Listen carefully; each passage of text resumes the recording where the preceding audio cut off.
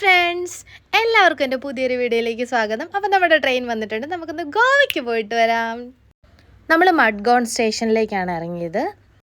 Madgaon station സൗത്തിലാണ്. അപ്പോൾ നമ്മൾ room book ചെയ്തിരിക്കുന്നത് നോർത്തിലാണ്. അപ്പോൾ നമ്മൾ അവിടുന്ന് 2 വീലർ എടുത്തിട്ടുണ്ടായിരുന്നു. പെർ ഡേ 400 ആകും. സീസൺ ടൈം ആയതുകൊണ്ട് ഈ റേറ്റ് ആണ്, ഇല്ലെങ്കിൽ ഇതിലും കുറച്ച് കിട്ടുമെന്ന് പറയുന്നു. നമ്മൾ റൂം എടുത്തത് ഹോട്ടൽ ഗോൾഡൻ സാൻഡ്സിലാണ്.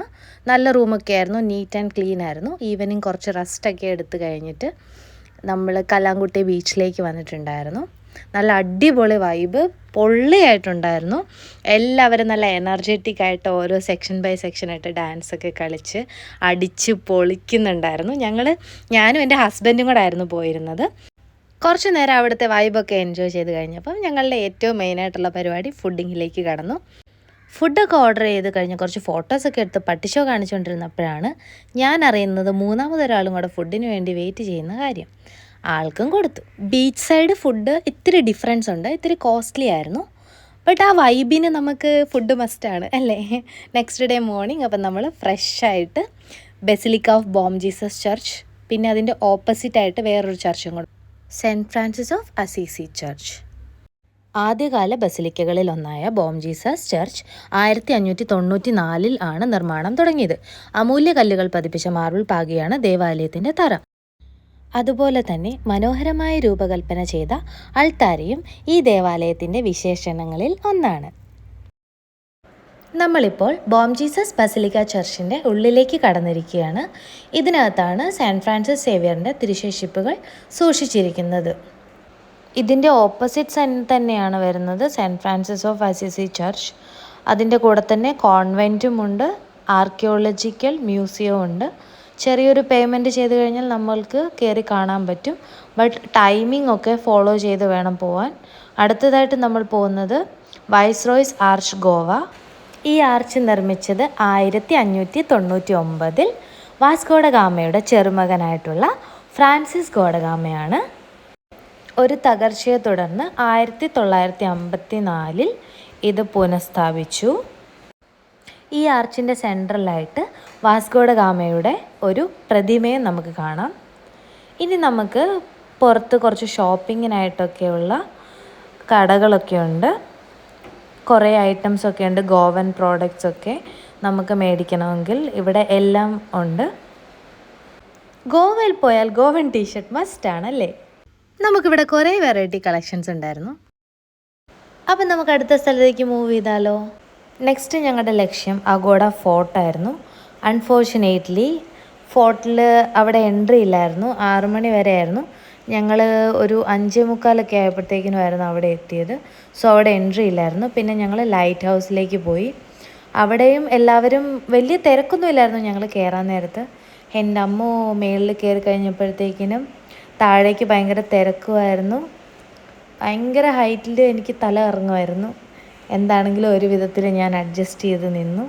പിന്നെ അത് കഴിഞ്ഞ് താഴോട്ട് ഇറങ്ങിക്കഴിഞ്ഞപ്പോൾ കുറച്ച് ഫോട്ടോസൊക്കെ എടുക്കാൻ പറ്റിയ സ്പേസ് ഉണ്ടായിരുന്നു. നെക്സ്റ്റ് ഞങ്ങൾ മൂവ് ചെയ്തത് ജയിലിലാണ്, അഗോഡ ജയിൽ.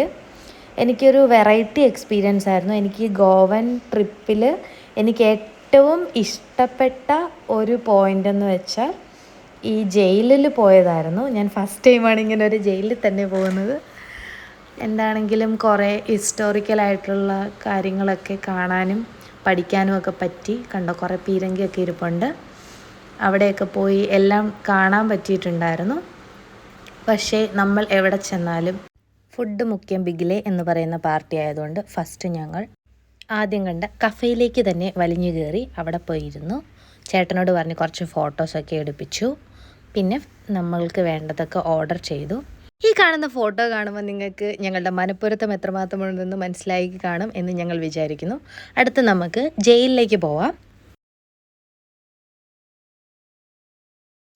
ഇവിടെ എനിക്ക് ഏറ്റവും ഇഷ്ടപ്പെട്ടത് എന്താണെന്ന് വെച്ചാൽ നമുക്ക് ഓരോരുത്തടുത്ത് QR സ്കാൻ ചെയ്ത് കഴിഞ്ഞാൽ നമുക്കതിൻ്റെ ഹിസ്റ്ററി എന്താണ്, ആ സ്പോട്ടിൽ എന്താണ് ഹിസ്റ്ററി എന്നൊക്കെ നമുക്ക് കാണാൻ പറ്റും. പിന്നെ കുറച്ച് ഒരു ഗെയിംസൊക്കെ പോലെ ഉണ്ടായിരുന്നു അവരുടെ ഹിസ്റ്ററി പറയുന്നത്. നമ്മൾ ഗെയിംസ് കളിക്കുന്നത് പോലെ നമുക്ക് അവരുടെ ഹിസ്റ്ററി പഠിക്കാൻ പറ്റുമായിരുന്നു. അതിനിപ്പം ഇവിടെ ഓരോന്ന് മോണിറ്റേഴ്സ് കൊടുത്തിട്ടുണ്ട്. അതിൽ എങ്ങനെ അങ്ങോട്ട് തിരിക്കുക ഇങ്ങോട്ട് തിരിക്കുക നാവിഗേറ്റ് ചെയ്യുമ്പോഴത്തേക്കിനും നമുക്ക് അവിടെ എന്തൊക്കെ അവരുടെ ആ ലൊക്കേഷനിൽ നടന്ന കാര്യങ്ങൾ എന്തൊക്കെയാണ്, അങ്ങനെ അവരുടെ ഹിസ്റ്ററിയൊക്കെ കിട്ടും. അപ്പം നമുക്ക് ബോറില്ലാതെ എല്ലാം കാണാനും ഒക്കെ പറ്റും. പിന്നെ ഇവിടെ ടച്ച് സ്ക്രീനിൽ ഇങ്ങനെ വരുന്നുണ്ട് ഓരോ സ്പോട്ടുകൾ. അവിടെ ഇങ്ങനെ ഓപ്പൺ ചെയ്യുമ്പം അവിടുത്തെ ഹിസ്റ്ററി എന്താണ് എന്നൊക്കെ പറഞ്ഞ് ഒത്തിരി വരും.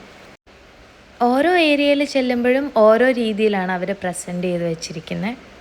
നമുക്ക് സ്വയമായിട്ട് എടുത്ത് താല്പര്യമുണ്ടെങ്കിൽ കാണാം എന്നുള്ള രീതിയിലാണ്. ഇങ്ങനെ വയ്ക്കുമ്പോൾ സ്ക്രീൻ മാറി മാറി വരും. ഇങ്ങനെ ഓരോന്ന് പ്രസ് ചെയ്ത് നമ്മളിപ്പം കണ്ടിട്ട് പോയതിൻ്റെയൊക്കെ പസിൽസൊക്കെ നമുക്ക് ക്ലിയർ ചെയ്യാനായിട്ടൊക്കെ അവിടെ അങ്ങനെയുണ്ട്. ഗസ് ദ ചർച്ച് എന്നൊക്കെ പറഞ്ഞ് അതൊക്കെ നല്ല രസമായിരുന്നു. നല്ല ഇൻട്രസ്റ്റിംഗ് ആയിട്ടുള്ള ഇതായിരുന്നു. നമുക്ക് കൂടെ ഹിസ്റ്ററി വായിക്കുകയും ചെയ്യാം, നമുക്ക് പസിൽസും സോൾവ് ചെയ്യാം. അതൊക്കെ അടിപൊളിയായിരുന്നു. ഇത് ഓരോ ഇയർ എടുത്തു കഴിയുമ്പോൾ ആ ഇയറിൽ എന്താണ് ഹിസ്റ്ററി ഉണ്ടായിരുന്നത് അത് കാണിക്കുന്നതാണ്.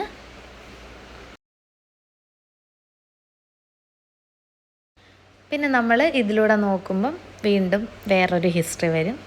എല്ലാം നല്ല ഇൻട്രസ്റ്റിംഗ് ആയിരുന്നു. വെറൈറ്റി ടൈപ്പ് ആയിരുന്നുകൊണ്ട് നമുക്ക് ബോറില്ലാതെ എല്ലാം കാണാൻ പറ്റിയിട്ടുണ്ടായിരുന്നു.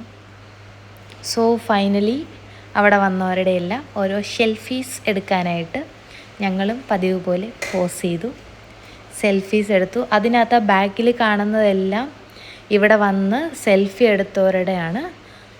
ഞങ്ങളും പോയി ഇളിച്ച് നിന്ന് ഒരു ഫോട്ടോ എടുത്തിട്ടുണ്ട്. അത് നമ്മൾക്ക് കാണണമെങ്കിൽ നമ്മൾ വീണ്ടും അതിലൊന്ന് ടാപ്പ് ചെയ്ത് കഴിയുമ്പോഴത്തേക്കിനും അത് നമുക്ക് വലുതായിട്ട് കാണാൻ പറ്റും. ചുമ്മാ പ്രത്യേകിച്ചൊന്നുമില്ല, ഒരു രസം. വീണ്ടും നമുക്ക് വേറെയും കുറച്ച് ഏരിയാസൊക്കെ ഉണ്ടായിരുന്നു. നമ്മൾ ഫുള്ളായിട്ട് അങ്ങനെ കവർ ചെയ്യാനുള്ള ഒരു ടൈമും ഉണ്ടായിരുന്നില്ല. ഒരുപാട് കാണാനുണ്ട്. അങ്ങനെ പോകാൻ ആഗ്രഹിക്കുന്നവർ കുറച്ചും കൂടെ നേരത്തെ പോകുന്നതായിരിക്കും നല്ലത്.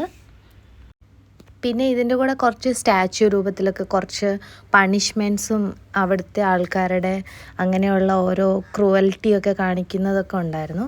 അതൊന്നും നമുക്ക് ഇൻക്ലൂഡ് ചെയ്യാൻ തോന്നിയില്ല, അതുകൊണ്ട് നമ്മൾ ഇതിലേക്ക് ഇൻക്ലൂഡ് ചെയ്യുന്നില്ല. ഗോവയിലുള്ള ഈ ജയില് ബ്രിട്ടീഷുകാർക്കെതിരെയുള്ള സ്വാതന്ത്ര്യത്തിന് വേണ്ടി പോരാടി ജയിലിൽ കിടന്നവരുടെ മഹത്തായ ത്യാഗങ്ങൾക്കുള്ള ആദരാഞ്ജലിയായിട്ട് ഒരു ഫ്രീഡം സ്ട്രഗിൾ മ്യൂസിയമായിട്ട് മാറി. ഈ കാണുന്നതിനെ കുറച്ച് നേരത്തേക്കിന് ജയിലിലിട്ടപ്പോൾ എനിക്കും ഫ്രീഡം കിട്ടി. അപ്പോൾ ഇതൊക്കെയാണ് നമ്മൾ ഗോവയ്ക്ക് പോയപ്പോൾ കണ്ടത്. അപ്പോൾ എൻ്റെ വീഡിയോ വൈൻഡപ്പ് ചെയ്യാറായിട്ടുണ്ട്. അപ്പോൾ ഇത് നമ്മുടെ സുവനൈറാണ്. നമ്മൾ ബോം ജീസസ് ചർച്ചിൽ നിന്ന് മേടിച്ചതാണ്. അപ്പോൾ ഇതൊക്കെ നമ്മൾ ലിസ്റ്റ് ഔട്ട് ചെയ്തിട്ടുള്ളത് ജസ്റ്റ് നിങ്ങൾക്ക് പോകാൻ ആഗ്രഹമുണ്ടെങ്കിൽ ഈ ഇപ്പോൾ കാണുന്നതൊക്കെ പോയിട്ട് കാണാവുന്നതാണ്. ഇനിയും കുറേ ലൊക്കേഷൻസൊക്കെ ഉണ്ട്. പോകാൻ ടൈമില്ലായിരുന്നത് കൊണ്ട് നമ്മളിപ്പോൾ തിരിച്ചു പോവുകയാണ്. നമ്മളെന്തോ ഒരു കാര്യം മറന്നുല്ലേ, ഞങ്ങളും ട്രൈ ചെയ്തിട്ടുണ്ടായിരുന്നു. എനിക്ക് വലുതായിട്ട് ഇഷ്ടപ്പെട്ടൊന്നുമില്ല. അപ്പോൾ പുതിയ വീഡിയോ ആയിട്ട് വീണ്ടും കാണാം. Bye friends.